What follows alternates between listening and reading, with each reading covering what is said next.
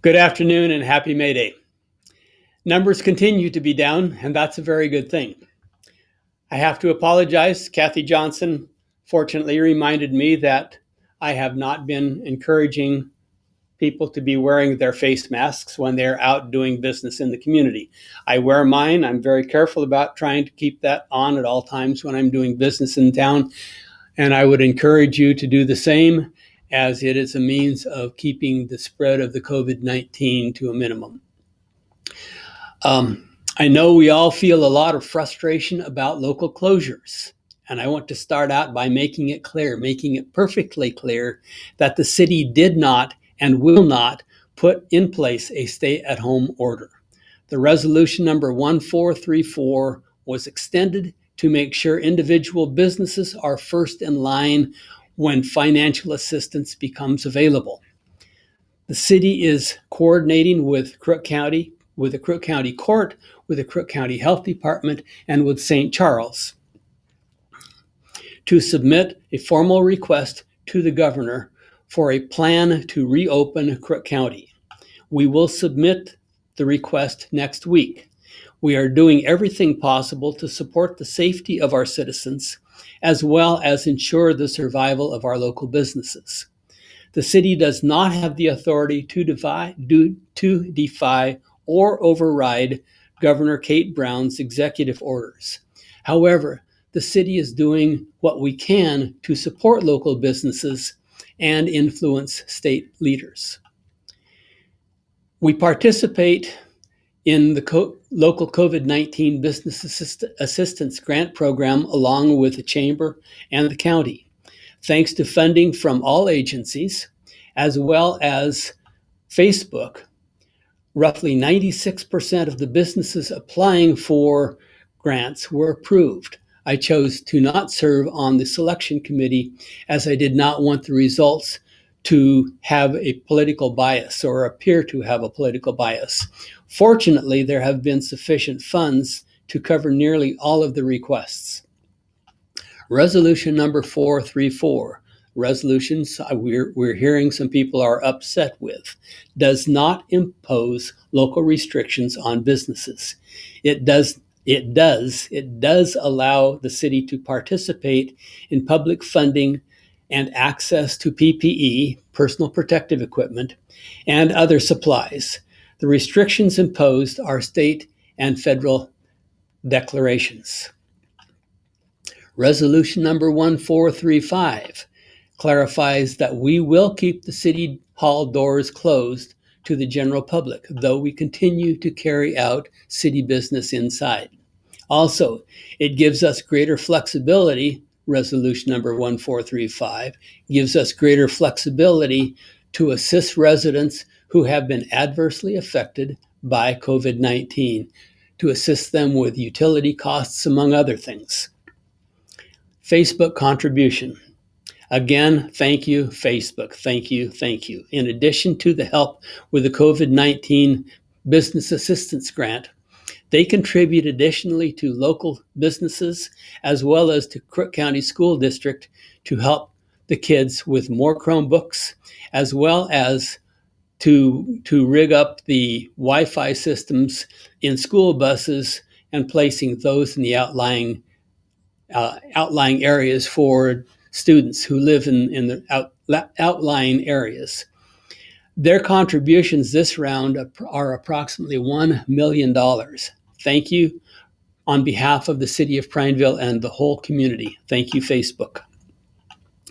City projects continue to be on schedule, with the public safety building for relocation of the 911 dispatch center as well as the police department. And we also have the aquifer storage and recovery project underway, coming along quite nicely. If you drive by the senior center, you will see construction continuing there as well. Further, we are developing plans for the extension of Combs Flat Road and Peters Road, with the anticipation of infrastructure money coming from the federal government for shovel-ready projects.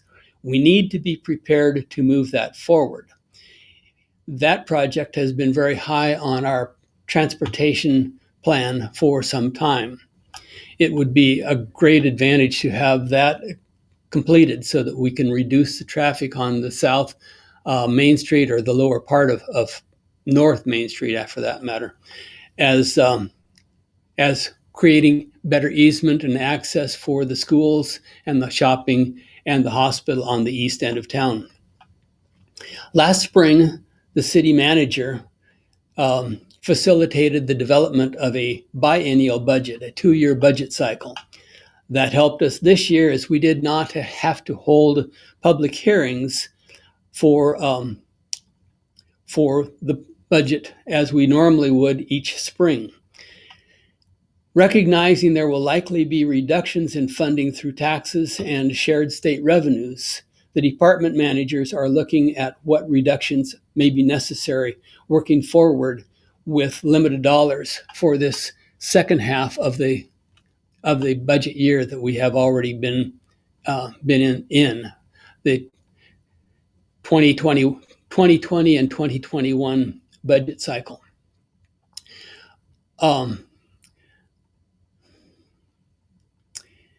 The city has been very frugal with its funds and keeping its staffing actually at the 2011 staffing levels. So there's really not a lot of flexibility with our budget, with the exception of reduction of the numbers of projects to be done.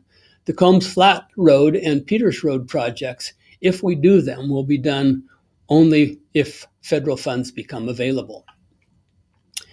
The question on everyone's mind is, when will we reopen for business? There is still no firm date. However, the governor in her press conference this morning said May 15th would be the earliest date for businesses to reopen in Oregon. The ease of restrictions are to be done in a phased process by individual counties.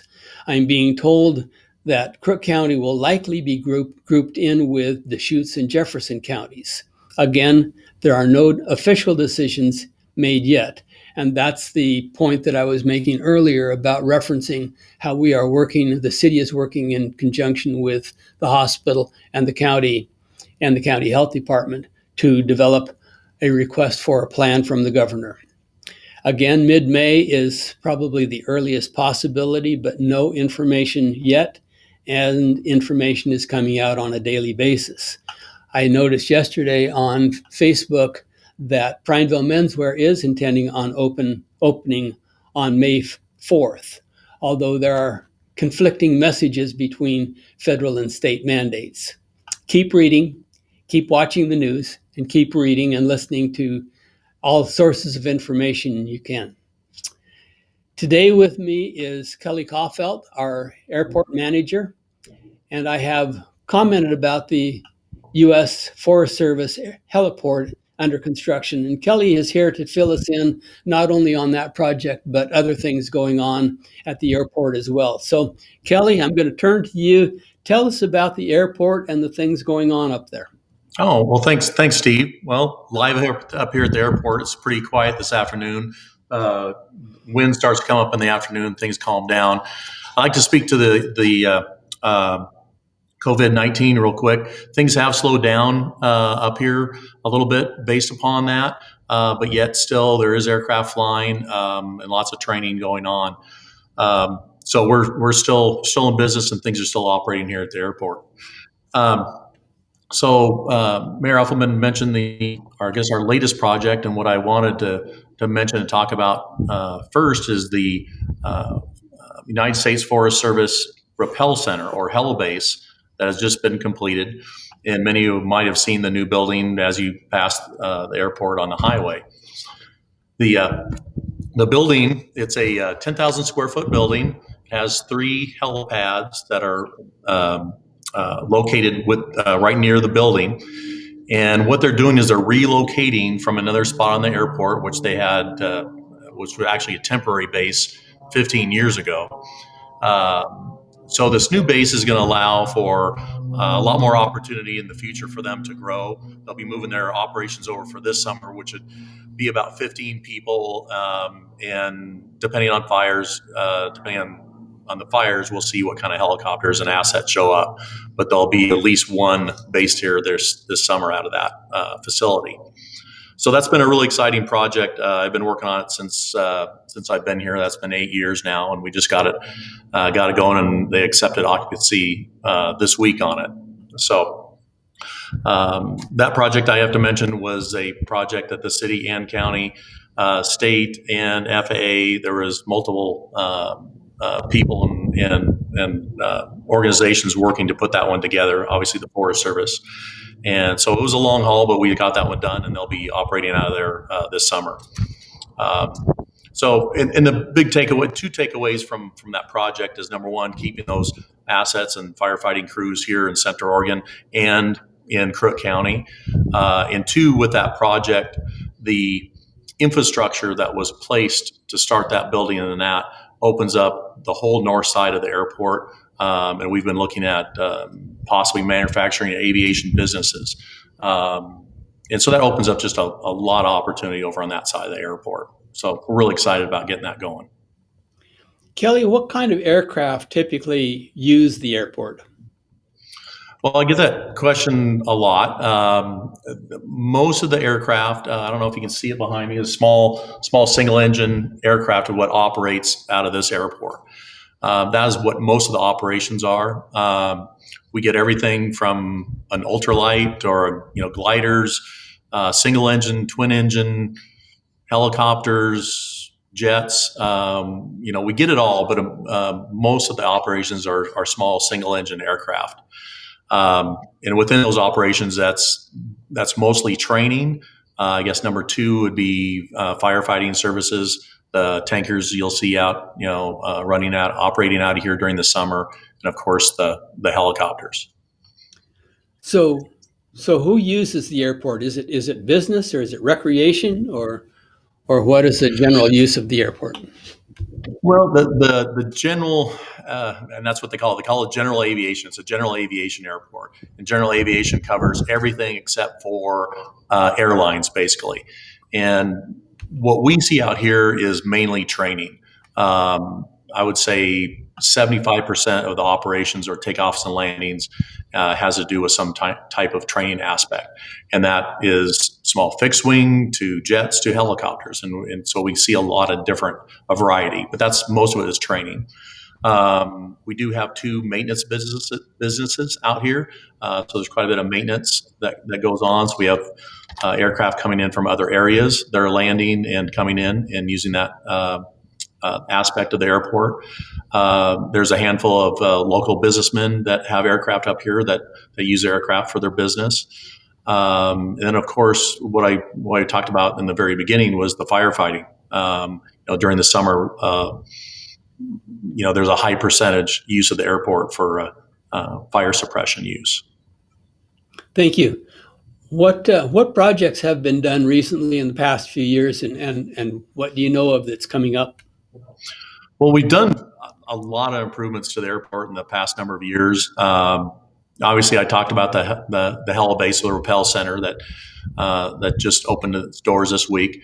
Going back a few years, we started with an AWOS, or an automated weather observation system. And that gives pilots weather information as they're inbound to the airport. That was a big plus for the airport.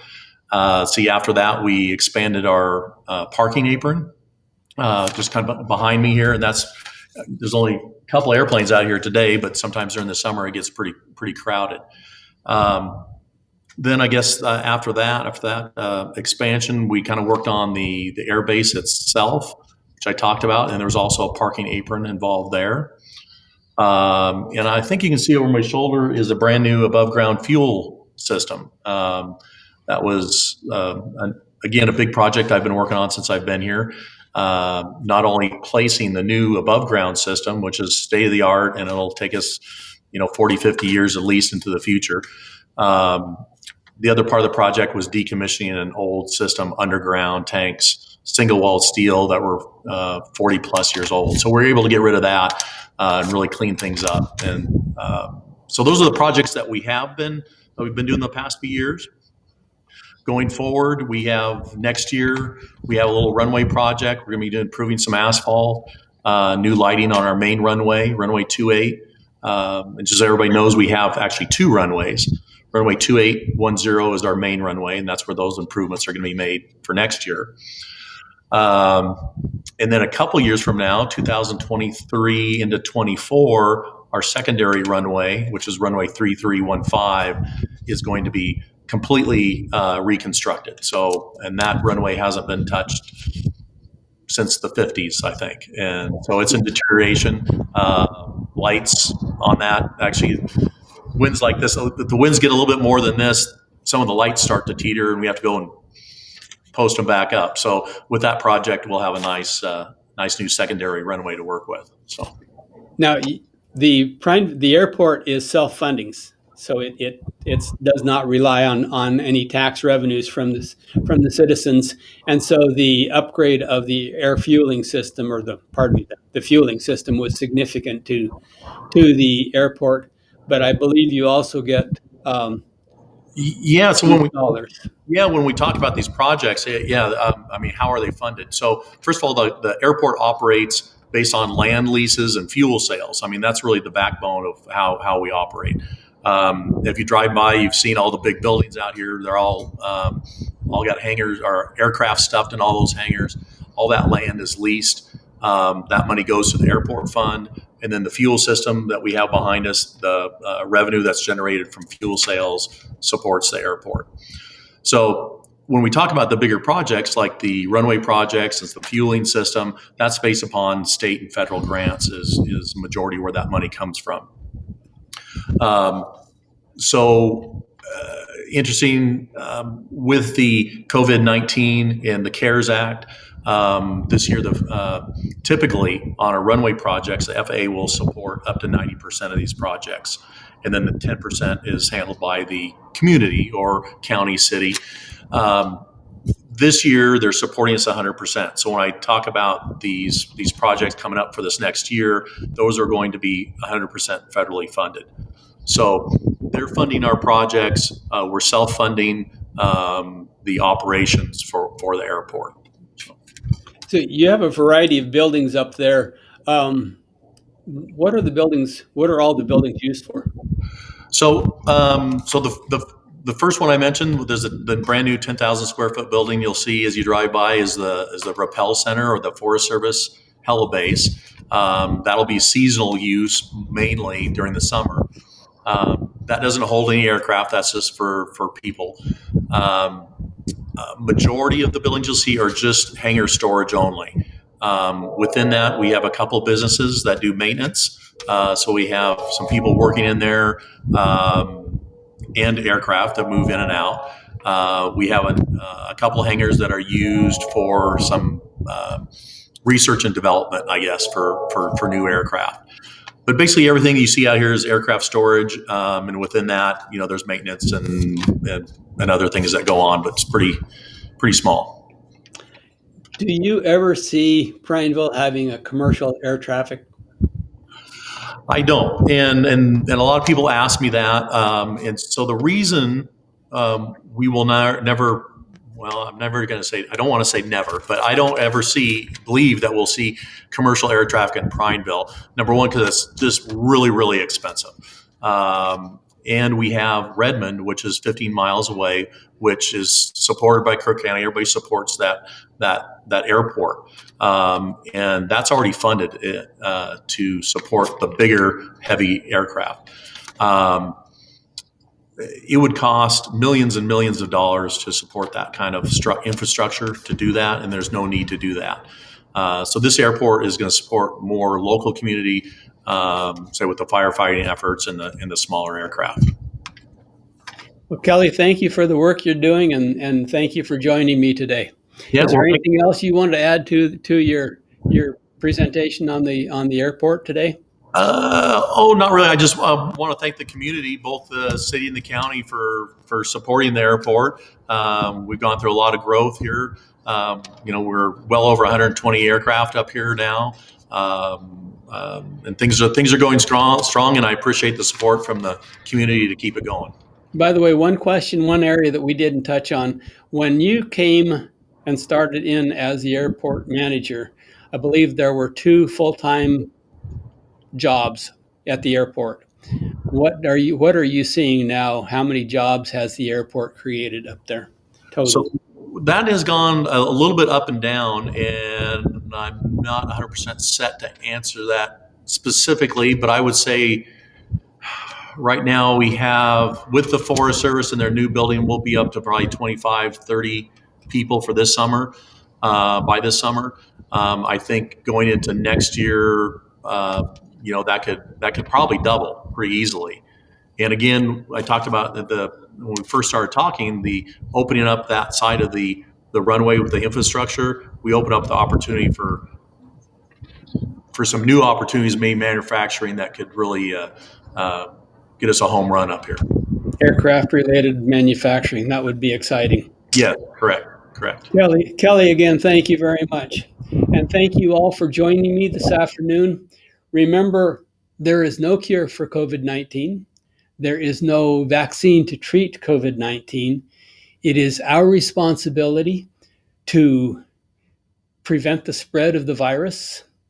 And the numbers say we're doing a good job so far. So stay safe, stay healthy, and stay in touch with your neighbors. Thank you.